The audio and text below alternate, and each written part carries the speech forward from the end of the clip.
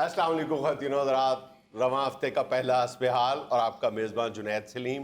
नाज़रीन, आज शो का आगाज़ कर रहे हैं मोहतरम वज़ीर आज़म पाकिस्तान जनाब शहबाज शरीफ साहब से ऑनलाइन गुफ्तगू। अस्सलाम वालेकुम जी। जी जुनैद साहब वालेकुम अस्सलाम। जुनैद साहब बहुत बहुत शुक्रिया आपका।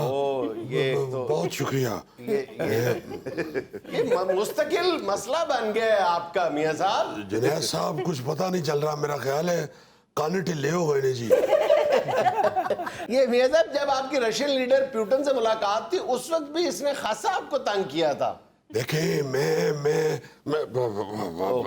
मिनट जुनैद साहब, असल में जुनैद साहब मैं प्यूटन के साथ कोई ऐसा सीरियसली नहीं मिल रहा था। अच्छा। और ना ही कोई ये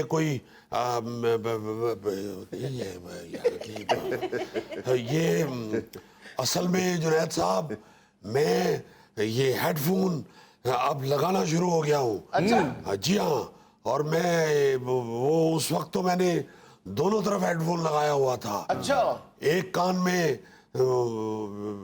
प्यूटन की आवाज आ रही थी। हाँ। और वो कह रहा था कि इंशाल्लाह आपको सस्ता तेल दिया जाएगा।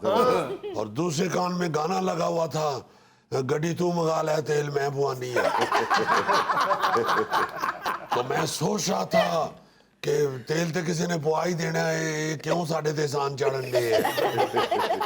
तो जुनैद साहब बात ये है कि ये जो टेक्निकल चीजें होती हैं, ये हर इंटरव्यू में कोई ना कोई प्रॉब्लम बन जाती है। मियां साहब ये हैंड फ्री सेकंड हैंड तो नहीं? नहीं गौरी साहब, असल में आप तो माशाल्लाह ये काम खुद करते हैं। आपको मालूम है कि किसी वक्त कोई प्रॉब्लम बन जाए तो उसे लाइव शो में हैंडल करना पड़ता है। अच्छा, ये फरमा दे कि आपका हैंड फ्री जो था वो किस कान वाला उतर रहा था, प्यूटन की गुफ्तगू वाला या गाने वाला? जुनैद साहब वो जो गाने वाला था वो तो मैं बाहर से पक्का लगा के गया था। अच्छा। आपको शायद घुटने के ऊपर मेरी उंगलियां चलती हुई नजर नहीं आई। अच्छा। म्यूजिक तो चल रहा था, वो जो प्यूटन वाला था वो तंग कर रहा था। अच्छा। ये प्यूटन वाला हमेशा ही तंग करता है। और जुनैद साहब, मैं आपको एक और चीज ये यहाँ पे वाजे करना चाहता हूँ जी जी कि ये जो हेडफोन का सही फिक्स ना होना, ये कोई वजारत उज़्मा की कमजोरी नहीं होती, ये चैनल के टेक्नीशियन की वीकनेस होती है। अच्छा। जी हाँ। नहीं, आपने उस सिचुएशन को बड़ा अच्छा हैंडल किया था।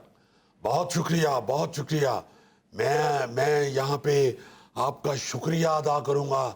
आप माशाल्लाह टाई भी बड़ी खूबसूरत करते हैं और गुफ्तगू भी बड़ी अच्छी लगाते हैं। लेकिन थोड़ा से मजे का खेज लग रहे थे आप। नहीं तो टाई भी ताड़ी कुछ भी नहीं होती। उकाड़े तो किड्डी को अच्छी टाई मिल सकती है। नहीं, लेकिन आप प्यूटन से ज्यादा इंप्रेसिव लग रहे थे। देखे जुनैद साहब, उकाड़े की दो ही चीजें मशहूर हैं, एक जुनैद सलीम और दूसरे बर्फ वाले गोले। लेकिन प्यूटन अपनी बॉडी लैंग्वेज से आप पर छाए हुए लग रहे थे, आप जरा दबे दबे थे। यार तू कोई और काम क्यों नहीं कर लेंदा? पिंडा तेरा दुकानदार वाला एंकर तो बन गए हैं। अच्छा मियां साहब, ये सवाल पहले भी मैं आपसे पूछ चुका हूँ। तो फिर रहने दे, क्यों पूछ रहे हैं दोबारा?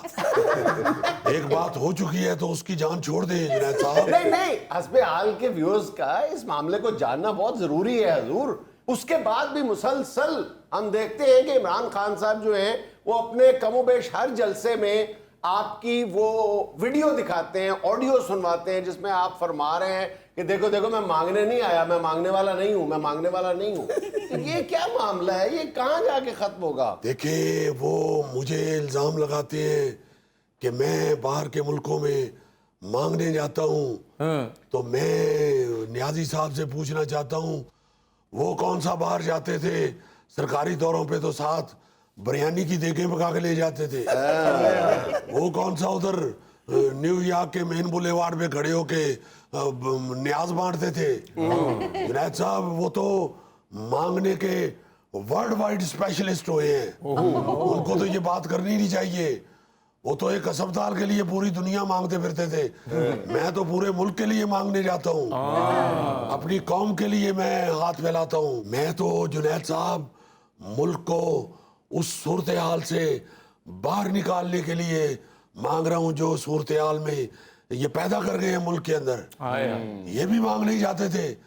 मैंने तो कभी नहीं सुना वो हीथ्रो एयरपोर्ट के ऊपर न्याजी साहब आवाज लगा रहे हैं, बालो कुड़ियो वंडी दे पैसे लई जाओ। मेरा मतलब है कि बात वो करें, लोगों को वो बात बताएं जो जो एक अक्लमंद आदमी डाइजेस्ट भी कर ले। ये लोगों को कब तक बेवकूफ बनाते रहेंगे? बस करें अब। मैं जुनैद साहब, मैं अल्लाह के फजल से अपने इस मुल्क के लिए, अपनी इस कौम के लिए निकलता हूँ। और अल्लाह के फजल से 29 साल हो गए हैं अवाम की खिदमत करते हुए। मेरी तो जुनैद साहब अवामी खिदमत की सिल्वर जुबली हो गई है। या फिल्म नौकर वोटीदा ने सिल्वर जुबली की थी, या अवाम के इस खादम ने सिल्वर जुबली की है। अच्छा मेरे से बस अभी तस्करा बता दे कि ये ऐसे ही फिल्म का नाम ही था नौकर वोटीदा, या इंसान होता भी है वोटी का नौकर? जुनैद साहब ये बात आप मुझसे पूछ रहे हैं? मुझसे पूछ रहे हैं, मुझसे। आप और आपका वो अजीजी, आप तो इस काम के हेडमास्टर हैं। बल्कि आपने तो जितनी वोटी की नौकरी की तशहीर की है, अल्लाह आपको जिंदगी दे, लोगों की शर्मिंदगी खत्म की है आप लोगों ने।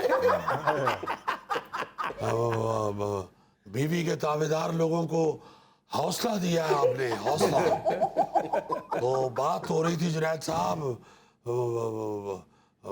मांगने की, तो मैं अवाम के लिए मांगता हूँ, और 1000 बार भी अवाम के लिए मांगना पड़ेगा तो मैं मांगूंगा।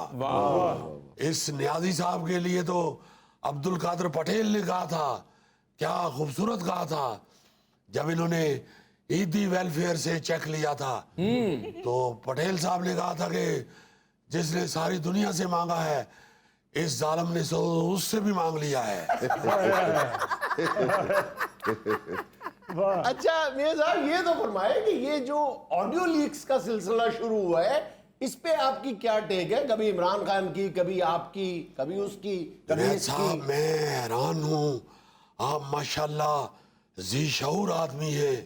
आपने इमरान खान की ऑडियो और मेरी ऑडियो एक ही छड़ी से आंक दी है। जुनैद साहब ये इमरान खान की और मेरी ऑडियो में आवाज में जमीन आसमान का फर्क है। ये हमारी आवाजों में उतना ही फर्क है जितना मेहदी हसन की और गोगे की आवाज में फर्क है। आपका मतलब है कि इमरान खान की आवाज मेहदी हसन की है और आपकी गोगे की? आप टेलीविजन नहीं वॉच करते।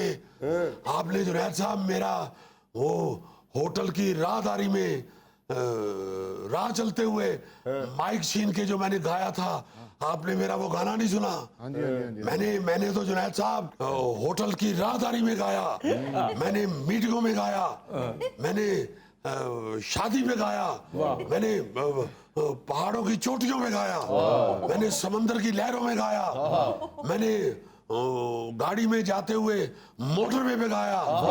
मियां साहब तेल मेहंदी दा फंक्शन भी कर लेंदे हो। ओए ओ बांसुरी दी मोरी ते रखने वाली उंगल, क्या फजूल बात की है तुमने। मैं अपने फैमिली की शादियों पे आपस में गुनगुनाता हूँ। मैं जुनैद साहब अल्लाह के फजल से जो आवाज है, ये इमरान खान साहब की आवाज जो है वो असली है। मेरी जो ऑडियो लीक हुई है वो नकली आवाज है, वो मेरी आवाज नहीं है। मेरी अल्लाह के फजल से आवाज लोग पहचानते हैं। जिसने मेरा गाना सुना है वो मेरी आवाज के फैन है। अकेले न जाना। ये देखे याद है। ये देखे, खुद सुरीले आदमी हैं गौरी साहब। ये आपके शागिर्द भी रहे हैं। नहीं जुनैद साहब, ये उस्ताद आदमी है, खुद गाने के उस्ताद हैं ये। मैं ये यहाँ वाजे करना चाहता हूँ कुछ, जो मेरी जो ऑडियो लीक हुई है वो मेरी नहीं, अल्लाह रखा पेप्सी की आवाज है। मियाँ साहब, आप उस फनकार का नाम अल्लाह रखा पानीपुरी है।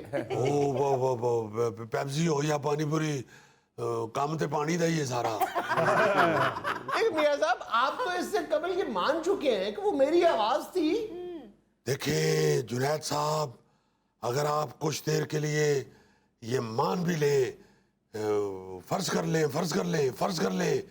जुनैद साहब, फर्ज कर लें कि वो मेरी आवाज थी, तो मैंने उसमें कौन सी बुरी बात की है ये बताएं मुझे। मैंने कोई उसमें को हीरे जवाहरात के लेन देन की बात नहीं की। ये कहते हैं कि मैंने उसमें मरियम बीबी के दामाद को कोई फायदा पहुंचाया है। हरगिज नहीं जुनैद साहब, उसका सामान इनकी हुकूमत में आया था, इसलिए उसका मेरी टेलीफोन कॉल से कोई ताल्लुक नहीं है। और मियां साहब, इन सब बातों को छोड़िए, आप ये तो देखिए कि महंगाई कहां तक पहुंच गई है। यार तेनों महंगाई दे नाल की लगे? तेनों जमाते इस्लामी वालों राशन आ रहा है, चुप करके खाई जा। ओ यार एक मिनट, तुम तो सब्र करो। मियां साहब, एक तरफ महंगाई है, लोगों के पास जहर खाने को पैसा नहीं है, और आपने 74 लोगों की कबीना बनाई हुई है, और सुनने में ये भी आया कि आप मजीद भी वजीर रखना चाह रहे हैं। मियाँ साहब, इन्हें वजीर इकट्ठे कर रहे यसु पंजू खेड़ने। देखे ये पिछली हुकूमत इस मुल्क का जैसा सत्यानाश कर गई है। अच्छा जी। इसे अब दोबारा ठीक करने के लिए और बंदे लगाने पड़ेंगे। अच्छा, काम ज्यादा हो तो लेबर ज्यादा भर्ती करनी पड़ती है। मैंने वजीरों के साथ, गौरी साहब जी। आप ठीक फरमा रहे हैं, मैंने कोई यसु पंजू नहीं खेलना। सारी दुनिया जानती है कि मैं किस तरह अपने बंदों से काम लेता हूँ, इसलिए आप तसल्ली रखें, फिक्र ना करें। आप जितने भी वजीर होंगे काम के लिए वेला कोई नहीं बैठेगा। मियाँ साहब, अगर काम के लिए वजीर बना रहे हैं तो मेरी खिदमत भी हाजिर है। तू केड़ा काम कर सकना है भाई, केड़ा काम कर सकना तू ते अपनी धुनी खुरकण वास्ते बच्चे नूं आवाज देना है। और जुनैद साहब, बच्चा भी एदा इंज नहीं खारिज करता, कहंदा पहले 10 रुपये दिओ। ਉਹ ਮੈਂ ਕਿਹਾ 10 ਰੁਪਏ ਲੈਂਦੇ ਆ ਤੇਰੇ ਕੋਲੋਂ ਖਾਰਜ ਕਰਨ ਦੇ। ਉਹ ਕਹਿੰਦਾ ਹਜ਼ੂਰ 500 ਦਾ ਕੰਮ ਅਗਰ 10 ਚ ਹੋਣ ਡਿਆ ਤੇ ਕਿਹੜਾ ਮਾੜਾ ਹੈ। नाज़रीन, यहाँ में लेना एक छोटा सा वक्फा, हमारे साथ रहिएगा। हमारे यहाँ जो फार्मिंग है ना मछली की, उसमें भी बहुत तेजी से इजाफा हो रहा है, और इसमें अभी बहुत ज्यादा इजाफे की गुंजाइश है, बहुत ज्यादा। पहले यार आपको कई एकड़ों पे मुहित, आपको तालाब दरकार होते थे मछली की परवरिश के लिए। अब आप उतनी मछली जो है ना, वो आप एक छोटा सा पूल बना के ना 10 गज बाई 10 गज का इतना सा, और वो बिल्कुल आरजी सा पूल होता है, वहां पे आप उतनी मछली रख सकते हैं जितनी आप 2-3 एकड़ों में पाला करते हैं।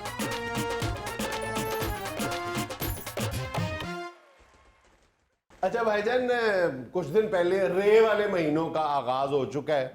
गोगा जी, रे वाले महीनों का जिक्र आए तो क्या चीज इनमें आती है?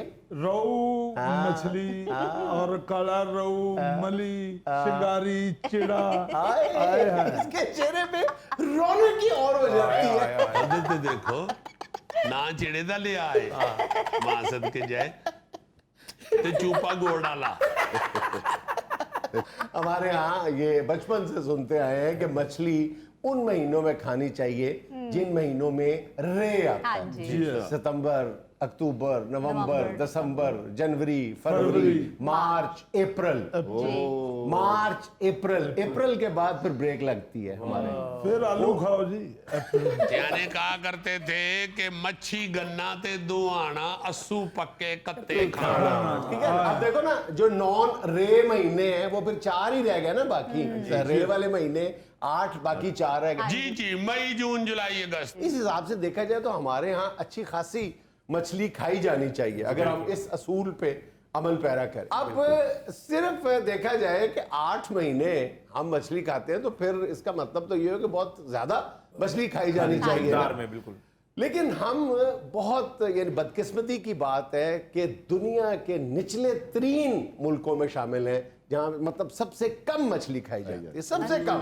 मतलब एक अंदाजा ये है कि पूरी दुनिया में औसतन पूरी दुनिया में सालाना एक बंदा जो है वो 22 किलो मछली खा जाता है पूरी दुनिया में। अच्छा। औसतन, ठीक जी, है। जी। हमारे यहाँ कितनी खाता है एक कितनी बंदा खाता? सालाना? 2 किलो से भी कम, यानी औसत से भी कई गुना कम। कम है। और मछली इधर पाई कितनी जाती है, वाह वाह वाह वाह वाह। और मेरा ख्याल है मछली इधर इसीलिए आ जाती है पाकिस्तान की तरफ कि ये लोग हमारी तरफ ज्यादा ध्यान नहीं देते। हमारा जानो माल महफूज है यहाँ। सारी तो गर्मी ज्यादा होती है इसलिए तो नहीं कम खाई जाती। नहीं, हमारे यहाँ सिर्फ मछली जो ज्यादा खाई जाती है वो नवंबर दिसंबर में खाई जाती है, बस। उसके बाद ब्रेकें लग जाती हैं। अच्छा, मछली ना खाने की कोई ऐसी वजह भी सामने नहीं आती। अब यकीन करें, आप देख लें ना कि अगर कोई कहे कि जी महंगी है तो क्यों महंगी है, कभी इस पे गौर करके देख लें। आपको 300-400 रुपए में किलो रोहू मछली मिल जाती है, ठीक हाँ है। जी। और अगर आप इसका कंपैरिजन करें मटन से, बीफ से, चिकन से, तो ज्यादा आपको सस्ती। मछली कंपैरेटिवली सस्ती मिलती मिलेगी, है। हाँ जी। फिर हम इसकी पैदावार में खातिर खा इजाफा कर सकते हैं। अभी तो ये हुआ है कि हम कुछ अरसा पहले तक जो है ना, ये जो 2 किलो मैं कह रहा हूं ना फी पाकिस्तानी हर साल खाता जी, जी। है औसतन, ये कुछ अरसा पहले तक जो है ये 1 केजी थी, 1 केजी। अच्छा, ये जो मैं 2 केजी बता रहा हूँ, ये 2 केजी में भी ये मेरा नहीं ख्याल कि ये औसत इसकी ठीक है, क्योंकि इस 2 केजी में से कमोबेश जो होगी ना 1 केजी मछली वो तो सिर्फ साहली इलाकों के लोग खाते होंगे। बाकी 1 केजी जो है औसतन वो पूरा पाकिस्तान के जो आम एक शहरी वो खाता होगा। तो आज भी 1 केजी भी औसतन मछली की जो कंजम्पशन है वो नहीं बनती, जो बहुत अफसोसनाक है। इसका जिक्र तो कई दफा कर चुके हैं और बच्चा बच्चा जानता है कि तमाम जितने भी गोश्त हैं उनमें से सबसे अच्छा गोश्त किसका तस्वर किया जाता है? मछली का।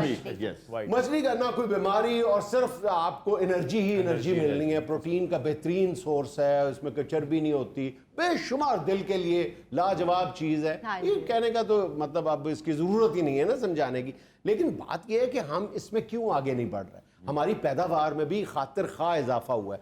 आज से 20 साल पहले हमारी जो प्रोडक्शन थी मछली की वो कमोबेश कोई 2 लाख टन हुआ करती थी। आज बढ़ के ये 7 लाख टन हो चुकी है, लेकिन कंजम्पशन में यानी खपत में हम कोई इजाफा भी नहीं कर पा रहे। अच्छा, फिर खपत नहीं हो रही तो एक्सपोर्ट में तो इजाफा होना चाहिए ना। एक्सपोर्ट भी हमारी बदकिस्मती से ना होने के बराबर है। ना खपत है ना एक्सपोर्ट है, तो फिर मछली जाती कहाँ है? जिन्नी भी जानती है ना जी, अब मजांग असलम मच्छी वाले को नहीं जानती। अच्छा, ये इस तरफ मैं आता हूं अभी कि ये मछली महंगी क्यों फरोख्त हाँ जी। होती है। अच्छा, ये हम कभी गौर करें इस बात पे कि 7 लाख टन मछली जो है इसमें से 1.5 लाख टन सिर्फ हम एक्सपोर्ट कर रहे हैं, ठीक है, और 2 लाख टन खा जाते हैं फर्ज करो, तो बाकी कहाँ जाती है? इसमें से अक्सरियत जो है ना मछली खराब हो जाती है, और खराब होके फिर वो मछली की खुराक या वो मुर्गियों की खुराक में पड़ने के काबिल रह जाता है। अच्छा। तो हम बड़ा हिस्सा खराब कर देते हैं। ये बड़ी बदकिस्मती की बात है। थोड़ा सा अगर हम शऊर बेदार कर लेना। अच्छा, ये भी आप सुनो, आप हैरान रह जाओगे कि ये जो 1.5 लाख टन है ना भाईजान मछली, सिर्फ 1.5 लाख टन जी। Out of 7 lakh ton, 7 lakh ton में से 1.5 लाख टन जो हम एक्सपोर्ट करते हैं ना, इतना सा हिस्सा, उससे भी हम 50 करोड़ डॉलर के लगभग कमा रहे हैं। सिर्फ इसी मिकदार को दुगना कर लें, सिर्फ जाया होने से बचा लें मछली को, तो हम 1 अरब डॉलर कमा सकते हैं यार। 50 करोड़ की बजाय 1 अरब डॉलर कमा सकते हैं। और अगर हम इसकी आउटपुट, इसकी प्रोडक्शन को बढ़ा लें तो हम अरबों डॉलर कमा सकते हैं। आपका हमसाया मुल्क हिंदुस्तान 5 अरब डॉलर मछली की एक्सपोर्ट से कमा रहा है। चाइना जो है वो 20 अरब डॉलर कमा रहा है, और पूरी दुनिया फिश की एक्सपोर्ट से या सी फूड की एक्सपोर्ट से 550 अरब डॉलर कमा रही है। और हम देखो कहां खड़े, जहां पर मछली मछली है, मछली मछली। ਅਸੀਂ ਇਹੋ ਹੀ ਕਹੀ ਜਾਂਦੇ ਹਾਂ ਕਿ ਮੱਛੀ ਚ ਕੰਡੇ ਹੁੰਦੇ ਨੇ। यार यही पूछते पूछते बड़े हो गए, बोल मेरी मछली कितना पानी। यार मछली कैसे जवाब देगी कितना पानी। सर जी फार्म में मच्छी बहुत आ गई है। बहुत ज्यादा। अच्छा, गोगे के एक दोस्त का फार्म हाउस है मछली का, उसके फार्म हाउस के कंडे पे बैठ के रोता रहता है। क्यों जी? ओ भाई, तू वेक जाना है, तू सारी ने वेक जाना है, मैनू नहीं मुफ्त देनी। यार इसके उस दोस्त ने एक बार इसको अपने फिश फार्म पे बुलाने का रिस्क लिया है और बेचारा उस दौरान थोड़ी देर के लिए फोन सुनने के लिए उतर गया है। कच्ची मछलियां डायमंड खा गया है। नहीं, अब ये वाकई इसकी बात बड़ी जबरदस्त। देखिए हमारे यहाँ जो फार्मिंग है ना मछली की, उसमें भी बहुत तेजी से इजाफा हो रहा है और इसमें अभी बहुत ज्यादा इजाफे की गुंजाइश है, बहुत ज्यादा। पहले यार जहां पर आपको मतलब आपको कई एकड़ों पे मुहित, आपको तालाब दरकार होते थे मछली की परवरिश के लिए। अब आप उतनी मछली जो है ना वो आप एक छोटा सा पूल बना के ना 10 गज बाई 10 गज का इतना सा, और वो बिल्कुल आरजी सा पूल होता है, वहां पे आप उतनी मछली रख सकते हैं जितनी आप 2-3 एकड़ों में पाला करते हैं। हम उस पे कर चुके हैं प्रोग्राम, उसको बायोफ्लॉक फार्मिंग कहते हैं। ठीक है, उसकी खुराक भी बहुत कम है, अंदर आपको थोड़ा सा ऑक्सीजन की छोटी छोटी ये वाटर, ये जो रूम कूलरों के अंदर मशीनें लगती हैं, इसके जरिए आप ऑक्सीजन दे सकते हैं आसानी से। बड़ी सस्ती फार्मिंग है, बड़ी सस्ती फार्मिंग है, और उससे मछली की कीमत कई गुना कम हो जाएगी और यहां पर भी अवेलेबल होगी लोगों के लिए। लोग आसानी के साथ, मेरा ख्याल है 200-250 रुपए किलो में आपको अवेलेबल होगी और आप बेताशा मछली पूरी दुनिया को फरोख्त कर सकेंगे, पूरी दुनिया को। मेरा ख्याल है कि पाकिस्तान में इतनी गुंजाइश मौजूद है कि वो अगर चाइना को कंपीट नहीं कर सकता ना, तो हिंदुस्तान को तो आसानी से कंपीट कर सकता है। अगर थोड़ा सा वही बात आ जाती है जब भी हम पोटेंशियल ऑफ पाकिस्तान का जिक्र करते हैं कि नीयत हो और फिर उसके बाद डेडिकेशन हो, आप इरादा कर लें। ये सामने की बात है ना कि यहाँ पे अब फार्मिंग हो रही है और फिर पाकिस्तान में जो नेचुरल मछली पाई जाती है, ये जो आपको कुछ अर्सा पहले याद है बलोचिस्तान में माहीगीरों ने हड़ताल कर दी थी, याद है वो जमात इस्लामी के जो अरकान थे, फिर उन्होंने लीड किया था, फिर उन्होंने मामले को सॉर्ट आउट करने की कोशिश की थी, याद है? बड़ी लंबी चौड़ी वो गवादर पे उन्होंने हड़ताल की थी। अब वो भी यही मामला था ना कि हम खुद तो मछली पकड़ नहीं सकते थे, तो हमने क्या किया हुआ है कि हमने गैर मुल्कियों को ठेके पे एरियाज दे दिए, अपने समुद्री इलाके दे दिए हुए। अब वो जो मकामी माहीगीर हैं वो ये कहते हैं कि इनको आपने गहरे पानियों का ठेका दिया हुआ है, ये जो कम गहरे पानी है यहाँ पे ये नहीं आ सकते, ये यहाँ पर भी आके फिशिंग करते हैं, उनके पास जदीद टेक्नोलॉजी है, ठीक है, और वो सारी मछली, हमारी मछली जो है वो भी अपनी तरफ खींच के ले जाते हैं। हमारे इससे क्या आता है? खाली पानी। तो ज्यादा बदकिस्मती की बात यह है कि एक अंदाजा यह है कि उन इलाकों में हमारे पास अपने 24,000 से ज्यादा जहाज, छोटे और कश्तियां, वेसल्स मौजूद हैं जो माहीगीरों के हैं, और हम अगर खुद भी ठेके पे ना दें और मछली पकड़ के, प्रॉब्लम पता है कहां पे आती है? कि हम मछली तो पकड़ लें, हमारे पास मछली मौजूद है, प्रॉब्लम ये जैसे मैं कहता हूं ना जाया हो जाती है। हमारे पास मछली की शेल्फ लाइफ बढ़ाने के लिए कोई इंतजाम मौजूद नहीं है। यार मेरा पता है असल क्या मसला है, मैं मछली पकड़ तो लेता हूँ, और जब मछली बाहर आके ऐसे ऐसे करती है वो नहीं मुझसे संभाली जाती। अजीजी मेरा दिल करता है फार्मिंग करने के लिए, लेकिन मेरे ज़हन में वो बात आ जाती है कि एक मछली सारे तालाब को गंदा कर देती है। तो यार तुम गंदी मछलियों का तालाब बना लो ना, वो भी बड़ी सर ये जो मछलियां खराब हो जाती हैं सिर्फ सर्द खाना ना होने की वजह से? हाँ, स्टोरेज फैसिलिटीज नहीं है ना, पूरी दुनिया में स्टोरेज फैसिलिटीज हर जगह पे मौजूद है। अच्छा, एक और वजह जो है ना हमारे यहाँ, वो ये है कि हमारी जो मछली खाने की आदतें हैं ना,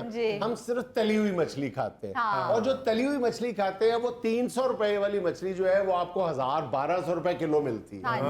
बड़े शौक से हम खाते हैं। अगर हम मछली का सालन बनाने की आदत डालें, जो पहले घरों में बहुत ज्यादा बना करता था, वो अब खत्म हो गया। हम तली हुई मछली को प्रेफर करते हैं, इसकी वजह से हमें जो मछली की कीमत है वो बहुत महंगी लगती है। मैं तुम्हें क्या बताऊं, पा जनाद सिंगापुर अल्लाह जिंदगी दवे पा उस्मान नु, बांग्लादेश वाले एक होटल में इतने बड़े कौले में ना उन्होंने मच्छी के सिरियों का शोरबा रहा,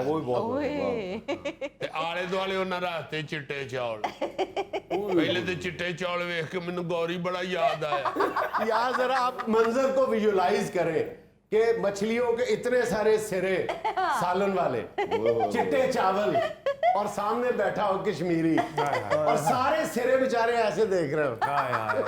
यार वाकई एडा वड्डा प्याला मैं ते उस्मान भाई नु पूछया मैं के पीना है खाना है या ਇਹਦੇ ਚ तरना है।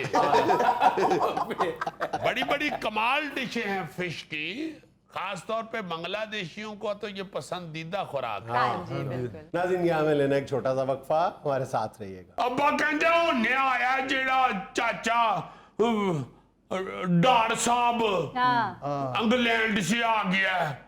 तो आके कहता टीवी पे बैठ के कह रहा कि जी मैं डॉलर सस्ता कर दियांगा, डॉलर सस्ता कर दियांगा।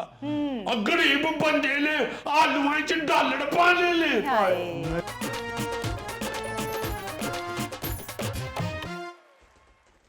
नाज़रीन आज एक बार फिर हमारे साथ मौजूद है हमारा फीका। हर आदमी यही कहता है कि फीका हमारे साथ है और हम फीके के साथ हैं। हाँ। फीका तो बेचारा सबके साथ होता है पर फीकियों के साथ कोई भी नहीं होता। अच्छा हर बंदा यही कहता है फीके तू पढ़ा है अपना, फीके तू पुत्र है अपना, फीके तू अपना यार है। तो सारे लगता मजाक ही कर रहे होते हैं। कोई बंदा बात तो ना सुन के उसको कोई बताता है कुछ ना ही कोई बात का बतंगड़ बन जाता है। बतंगड़ से याद आया है अफसर तुम्हें इसकी फिक्र क्यों रहती है इतनी यार? यार मैंने तो तनख्वाह देनी होती है। कि ये बहुत सीनियर ऑफिसर है, पाकिस्तान की ब्यूरोक्रेसी का ये सरताज माना जाता है। Thank you thank you thank you. हाँ ये वाले एब्सोल्युटली राइट। ये हम मोहम्मद खां पट्टी तो यार झगड़ा ना करवा देना, ऑफिसर है बस कह दिया। ये वाले यही वाले। तो ऑफिसर भी तो कुछ भी नहीं कर रहे। मर गया गरीब बंदा। अब्बा कहता कि 400 तो घट ते एक रोटी दी नहीं पकदी रोटी ते आके तो मजाक करते हैं ये लोग। अब्बा कहते होने आया जेड़ा चाचा डार साहब इंग्लैंड से आ गया है। तो आके कहता टीवी पे बैठ के कह रहा कि जी मैं डॉलर सस्ता कर दियांगा, डॉलर सस्ता कर दियांगा। और गरीब बंदे ने आलुओं च डॉलर पाने ले। डॉलर ते जिन्ना ने लेने ने जिन्ना ने देने ने उन्ना नु राजी करन आए हो तुसी। हाँ जी। जेड़ा गरीब बंदा है जिदे कोल टका नीड़े अक खानू और विचारे दे कोल हांडी च पान वास्ते मिट्टी नहीं लभदी पई। हाय। ओदा को आके दस की करना है। हाँ। डॉलर सस्ता कर दियांगे जी, हम देखते जाएं जरा। IFC वालों को कह दिया, मैं बड़ा भुगतिया वहां CMI वालियां नु। यार मेरी बात सुनो, उनके कहने का मतलब ये है कि जो डॉलर रेट है वो डायरेक्टली प्रोपोर्शनल है इन्फ्लेशन से। एक आदि नल खाई दिए इन्फ्लेशन सुबह दोपहर शाम। यार डॉलर का बराह रास्त महंगाई से ताल्लुक है। अब्बा कहंदा है साड़ा झूठो झूठ 44 साड़ियां ढंगबाजी कीती होई है। एक बारी अब्बा कहंदे जेड़ी महंगाई होवे कदी थल्ले आई है भावें डॉलर पुंजे सुट दियो। इत्थे ते रोजियां च लोकां दी छिल लान लग पैंदे ने। जदों पटड़ाल महंगा हुंदा है उदों टमाटर वाले भी अदरक वाले भी बतौं वाले भी कहन लग पैंदे ने जी पटड़ाल महंगा हो गया, इस गल्लों बतौं महंगे हो गए ने। हर चीज महंगी ते कर दी। जदों तेल थल्ले आंदा है उदों किसी नूं मौत नहीं पैंदी सस्ता करन दी। पहले कह देंदे ने जी डॉलर ते वेखो किथे टुट गया है। ते जदों डॉलर सस्ता हुंदा है ते हांडी फेड़ उत्थे दी उत्थे ही। ਉਹ ਗਰੀਬ ਬੰਦੇ ਦਾ ਤੇ ਵਿਚਾਰੇ ਦਾ ਅੱਬਾ ਕਹਿੰਦਾ ਮਸਲਾ ਸਾਡਾ ਹਾਂਡੀ ਹੋਈ ਹੈ ਨਾ। ਅੱਬਾ ਕਹਿੰਦੇ ਸਾਡਾ ਕੀ ਮਸਲਾ ਹੈ, ਅਸੀਂ ਕੋਈ आगे अफसर है। यार मैं तुम्हें कैसे बताऊं, पाकिस्तान में जितनी भी पॉलिसीज बनती हैं इनकी इनपुट शामिल होती है। ਤੁਸੀਂ 7 ਵਜੇ ਤੇ ਇਨपुट ਲਾਉਂਦੇ हो लिख के दूं तुम्हें मैं कि मैं अफसर हूं? ये अफसर लिख भी लेता है लिख लेता है यार, अपना नाम लिख लेता है। और वो भी बगैर नुक्तों के। इसके नुक्ते नहीं है नुक्ते नहीं होता, नुक्ते। वो वाले हाँ, तो फिर लिया फिर आज डॉलर हांडी च पाइए अब्बा सवेरे बाहर नाई दी दुकान ते जाके अखबार पढ़ जाए ना ओए खाने को तुम्हारे घर में पैसे नहीं है और अब्बा जो है वो अखबार पढ़ रहा है, वॉल स्ट्रीट जर्नल के रेट पे। नहीं अब्बा जाके अखबार पढ़ के आके कहंदा के पलिए लोके अम्मा नु के पलिए लोके कहंदा पलिए लोके डॉर साहब ने कह दिता डॉलर सस्ता कर दूंगा आज फिर दाल च डॉलर ही पाओ अम्मा नु गुस्सा चढ़िया होया सी अम्मा दी जाओ उथों जाके 1.5 पा लाल डाल लिया डॉलर पाओ एडा तो जो बाइडन दा फर्स्ट कजन वाह वाह जो बैडन दा फर्स्ट कजन हुंदा है मलक साहब बहुत समझदार है मलक साहब कहते हैं जिस तरह पतंगबाजां दियां पतंगां उत्ते जाके डल जांदियां ने ना इस तरह जदों फिर गल उतले लेवल ते टुट जाए ते साड़े डल जांदे ने कहंदे ने कि ये तो थल्ले बेचारे गरीब बंदे दी थल्लड़े तबके दी होई टेंशन है मंगाइयां ते डोले ते हांडियां कहंदे ने उन्हां दे ते नौकर पका पकू के उन्हां दे अगे धड़ देंदे ने उन्हां नूं की पता आटे दाल दा की पाए वैसे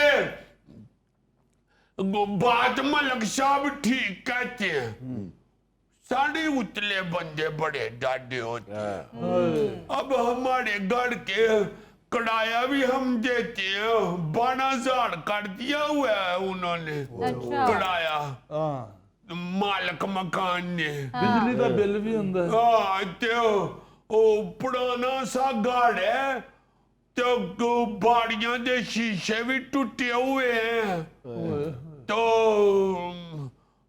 ऊपर एक रोशनदान वो मगोड़ा बनिया है तो आगे ठंड आ गई है ते अम्मा उसको कहती है कि भाजी कढ़ाया तुसी पहली चढ़दियां ही लैन आ जांदे हो ले सूरज नहीं निकलदा ते तुसी घड़ों निकल आंदे हो ते बाड़ी दे शीशे टूटे हुए हैं खिड़कियों के ये तो लगवा के दे असी अंदर जानवर बचे हुए हैं जो आगे से बदतमीजी करके कहंदा उथों 4 अखबारां फड़ो ते ला लवो तुहानू जेड़ी एडी ठंड लगदी है तो बदतमीजी करके ते टुट गया अम्मा बेचारी रोन लग पई सी मैं कहा अम्मा तुम क्यों रोती हो लगा लो अखबारां अगो कहंदी है पुत्तर अखबारां ला लियां सन पिछली आड़ी भी ते अखबार ते मैं वशयात दी फोटो सी अच्छा ते तेरा अब्बा सारी रात उधर मुंह कट के लम्मा पिया लेंदा अम्मा कहंदी है फिर मैं भी चंगियां सुनाइयां तेरे अब्बे नू मैं कहे मैं भी हयात जेड़ी है तेरे प्यो दी शरीके हयात है इनू वेखन दियां होया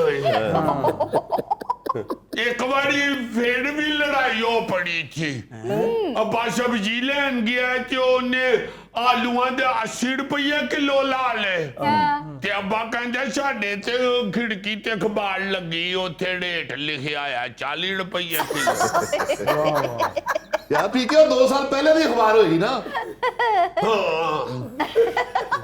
ये वाला भी अफसर है हाँ यार ये भी अफसर है क्या मतलब मेरे सिवा यहाँ कौन अफसर कौन है कहाँ मुको मैं खुद हूँ अफसर अकेला अलोन साडी गली च भी सवेरे सवेरे एक अफसर आंदा पानी दा छट्टा लान सरकारी मुलाजम है ते अब्बा कहंदा पुत्तर सरकारी बंदियां नाल नहीं लड़ीदा अफसर ही हुंदे ने। बस ये बात ज़हन में रखो इनसे ये। बात करते हुए भी। तो फिर कवो डॉक्टर साहब नु करन डॉलर सस्ता पाइए पिंडियां चोनू। नाज़रीन यहाँ में लेना एक छोटा सा वक्फा, हमारे साथ रहिएगा। अक्की पहलवान ने फिर चैलेंज किया अनोखी को और अनोखी यहाँ लड़ने के लिए आ गया।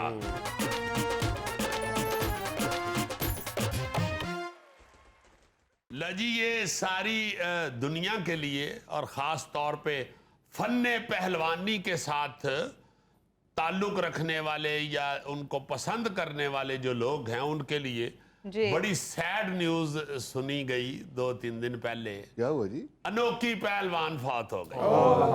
बहुत बड़ा नामवर पहलवान हुआ है जापान का अनोखी पहलवान अंतोनियो अनोखी। अंतोनियो अनोखी बेचारा 79 ईयर्स ओल्ड ही वाज, वो फौत हो गए हैं। बहुत ही दुख हुआ खबर सुन के, खास तौर पे जो 70 की दहाई से पहले के नौजवान हैं वो तो अनोखी की अजीम शान कुश्तियों को जानते हैं, याद है उन्हें। और जापान से ताल्लुक रखने वाले ये जो अपना अनोखी पहलवान थे, जी। 60 की दहाई में इन्होंने रेसलिंग का आगाज किया था। अच्छा। और ये फिर जापान के सबसे बड़े पहलवान माने गए। क्या बात। अनोखी ने अपनी जिंदगी में 12 मरतबा वर्ल्ड रेसलिंग चैंपियनशिप जीती हुई है, 12 मरतबा। वाह जी।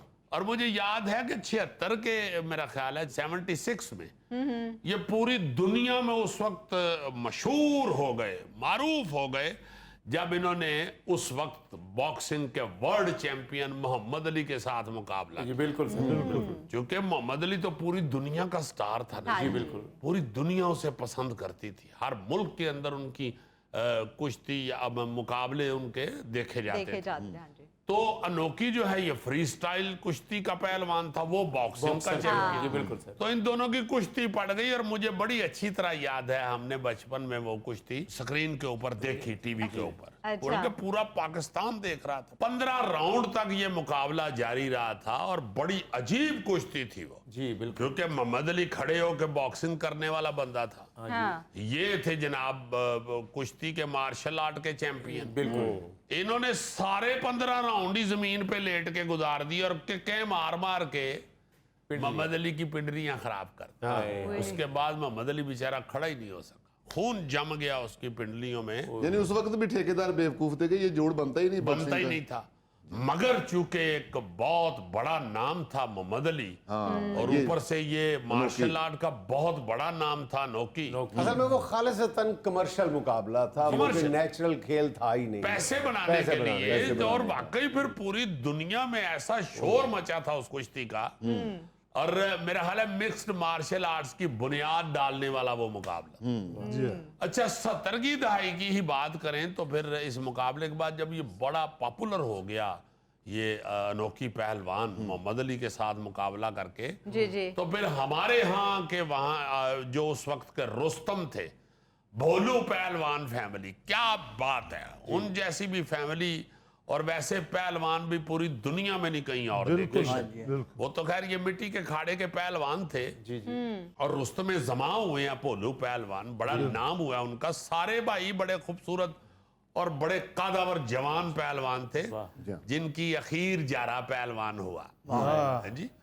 तो उस वक्त उनके जो भाई थे भोलू पहलवान के, अकरम अक्की पहलवान ने फिर चैलेंज किया अनोखी को और अनोखी यहाँ लड़ने के लिए आ गया। और फिर अनोखी ने अक्की पहलवान की बाम रोड़ी, क्योंकि बाम रोड़ी मैं इसलिए कह रहा हूं कि उन्होंने अपने इंटरव्यू में बाद में अक्की पहलवान ने जब हार गए वो, तो उन्होंने ये इंटरव्यू देते हुए कहा कि इन्होंने मेरी बाम रोड़ी और मेरी आंखों में उंगलियां मारी।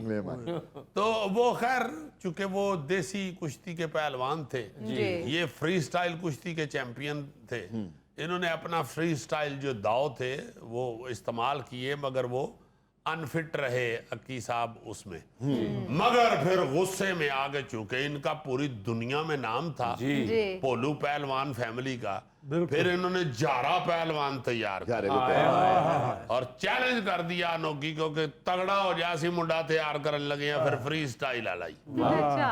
फिर हालांकि उनके पास फ्री स्टाइल का एक पहलवान जो नासिर पोलू मौजूद थे। नासिर पोलू भी बड़ा पहलवान, बड़ा ही खूबसूरत आदमी। फ्री स्टाइल उन्होंने शुरू की थी। हाँ जी, हाँ जी, नासिर हीरो पोलू। आदमी, हीरो। क्या बात है, सही हीरो आदमी, और फिल्म में हीरो आए भी हैं। हाँ जी। खैर जारे पहलवान को फिर तैयार किया गया, चूंकि जारा चढ़ती जवानी था। फिर जारे की वो हमने जो है रिहर्सल देखी हुई है, उसका जोर करना देखा हुआ है।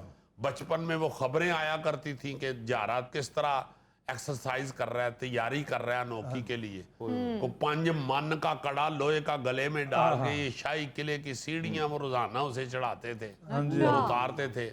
फिर दरिया के किनारे गीली रेत पे उससे वो जो था सुहागा खिंचवाते थे। बहुत ही मेहनत करवाई। वो गोला जो उठाते थे जारा पहलवान, वो आज भी पड़ा हुआ है। हाँ, जारा तो खैर फिर गोगा पहलवान गुजरांवालिया जो बाबा माना जाता है कुश्ती का, बहुत बड़े पहलवान हुए हैं गोगा पहलवान, पीर पहलवान उनको कहा जाता है।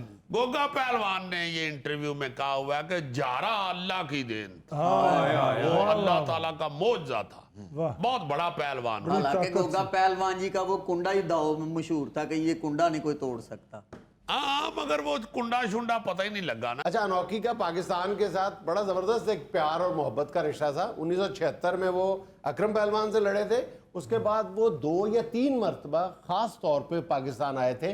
उस वक्त भी आए थे जब पाकिस्तान में हालात बहुत ज्यादा लॉ एंड ऑर्डर के खराब थे, तो उसको जरा ठीक करने के लिए अनोखी जो है वो पाकिस्तान आए। हाँ जी, जारे के साथ जब दंगल हुआ तो जारे ने खैर कुश्ती वो जीत ली, क्योंकि जारा बहुत जोर था, बहुत जोर में था जारा। और अनोखी इतना वजादार पहलवान था कि उसने जारे का खुद हाथ खड़ा किया, और उसके बाद उसने जारा फैमिली से इतना प्यार किया कि जारे के मरने के बाद वो जारे के बेटे को जापान ले गए कि मैं इसे पहलवानी सिखाऊंगा और इसे फ्री स्टाइल कुश्ती बनाऊंगा। वो इंटरेस्ट नहीं होगा उस बच्चे का, वो नहीं नाम अपना बना सके। जारे पहलवान पे उनकी फैमिली खत्म हो गई थी। ये जो अनोखी और जारे की कुश्ती हुई थी 1979 में जी, ये तारीखी दंगल देखने के लिए ना जी बहुत लोग आए थे। कजाफी स्टेडियम। हो मतलब 40,000 बंदा इस कुश्ती को देखने के लिए आया। बिल्कुल 40,000 बंदा। मगर उसमें फिर पोलू पहलवान फैमिली जो कि अक्की की कुश्ती के बाद बड़ी शर्मिंदा से थे और उनके नाम को दबा लगा था कि ये हम तो रुस्तमे ज़मां हुए हैं, बिल्कुल, तो ये क्या हुआ है। मगर फिर जारे ने अपने खानदान का नाम दोबारा रोशन किया और इज्जत बहाल की और पूरी दुनिया पे फिर नाम बनाया जारा पहलवान। बिल्कुल। बहरहाल कुश्ती के शायकीन जो हैं वो वाकई बड़े रंजीदा हुए हैं अनोखी की डेथ पे। हाँ जी। नाज़रीन, ये था आज का अस्वे हाल। और चलते चलते किसी बड़े आदमी की ये बात कि मैं जिंदगी में कभी हारा नहीं, या जीता या कुछ सीखा। वाह। नाज़रीन, खुश रहें, खुश रखें। आपसे मुलाकात होगी इंशाल्लाह कल। अल्लाह हाफ़िज़।